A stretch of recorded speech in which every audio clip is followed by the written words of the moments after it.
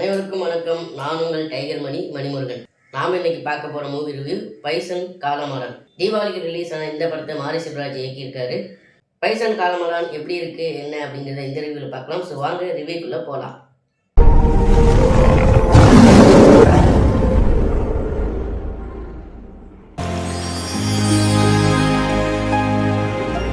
Bison காலமாறன் இந்த படத்தை மாரி செல்வராஜ் இயக்கியிருக்காரு. நிவாஸ் கே பிரசன்னா இசையமைச்சிருக்காரு.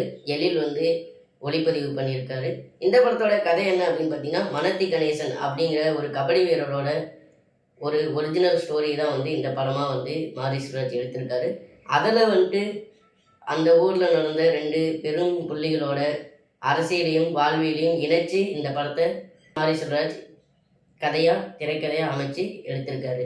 இந்த படத்தில் துரு விக்ரம், ரெஜிசா விஜயன், அனுபமா பரமேஸ்வரன், லால், பசுபதி, அமீர், அருவி மதன் மற்றும் பலர் நடிச்சிருக்காங்க. இந்த படத்தோட இசை சூப்பராக இருந்துச்சு. பேக்ரவுண்ட் ஸ்கோர் ஆகட்டும், அதே மாதிரி அந்த படத்தில் வந்த பாட்டுகள் அத்தனையுமே பட்டி தொட்டி எல்லா இடத்துக்குமே அவ்வளோ சூப்பராக ரீச் ஆகிருக்கு. முக்கியமாக ஃபஸ்ட்டு ரிலீஸ் ஆன டீ கொளுத்தி பாட்டெலாம் பயங்கர ஹிட் ஆனிச்சு.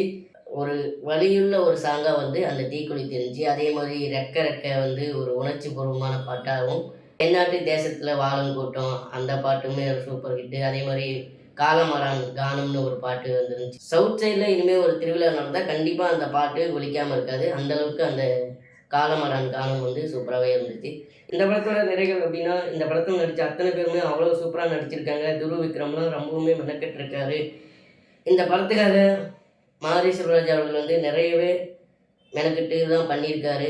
இந்த படத்தில் வர வசனங்கள் எல்லாமே அவ்வளோ சூப்பராக இருக்குது. இந்த படத்தோட திரைக்கதை ரொம்பவுமே நல்லாயிருக்கு. எந்த இடத்துலையுமே லேக் ஆகலை, எந்த இடத்துலையுமே போர் அடிக்கிற மாதிரிலாம் இல்லை. அதாவது இவர் ஒரு ஃபைனலுக்கு போயிட்டாரு அப்படிங்கிறது முதல்லையே காட்டியிருந்தாலும் படம் முன்னாடி மறுபடியும் ஃப்ளாஷ்பேக்கில் காட்ட வரும்போது எந்த இடத்துலையுமே லேக் ஆகாமல் அந்தோட வாழ்வியில் அவர் எப்படிலாம் கலந்து இந்த இடத்துக்கு நின்று இருக்காரு அப்படிங்கிறத சொல்ல போகும்போது நான் ரொம்பவுமே சுவாரஸ்யமாக தான் போணுச்சு இந்த படம்.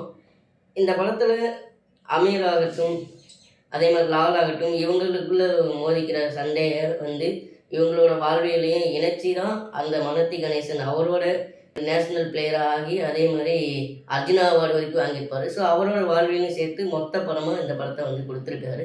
பிரபஞ்சன் படத்தில் ஒரு ரோல் பண்ணியிருக்காரு. ஸோ அவர் சொல்கிறதாகட்டும், உங்களை பொறுத்த வரைக்கும் பாகிஸ்தானில் தான் நம்ம ஜெயிக்கணும், ஆனால் அவனை பொறுத்த வரைக்கும் ஒன்றை என்ன ஊரை எல்லாத்தையுமே ஜெயிக்கணும், அதனால் அவன் தான் போய் விளையாடணும் அப்படிங்கிற சொல்கிற ஒரு கருத்தாகட்டும். அதே மாதிரி நாம் எதுக்கு இந்த போராட்டத்தில் இறங்கணுன்னே எல்லோரும் மறந்துட்டாங்க, இல்லைன்னா அவ்வளோ பெரிய ஆளை ஒரு பிச்சைக்காரன் அப்படின்னு சொல்கிற அளவுக்கு இவங்க யோசிப்பானுங்களா அப்படின்னு அமீர் சொல்கிறதாகட்டும். லால் எனக்கான மரியாதையை நான் காப்பாற்றிக்கிட்டு தான் ஆகணும், எனக்குன்னு ஒரு வாழ்வியல் இங்கே இருக்குது, அதை நான் காப்பாற்றிட்டு ஆகணும்னு ஒரு லால் பேசுகிற வசனங்களாகட்டும்.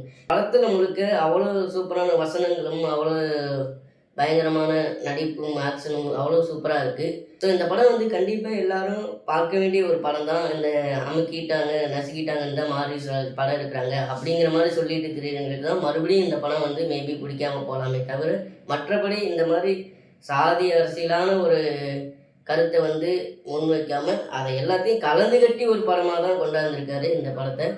ஸோ இந்த படத்தை கண்டிப்பாக தேட்டரில் பாருங்கள். தேட்டரில் இப்போவும் ஓடிக்கிட்டு தான் இருக்குது. அதே மாதிரி ஓடிடியில் கண்டிப்பாக பாருங்கள். ஓடிடியில் எனக்கு தெரிஞ்சு நல்ல ரீச் கிடைக்கும் இந்த படத்துக்கு. அடுத்த ஒரு ரிவ்யூவில் சந்திப்போம். அதுவரை உங்களிடமிருந்து விடைபெறுவது உங்கள் டைகர் மணிமுருகன். நன்றி, வணக்கம்.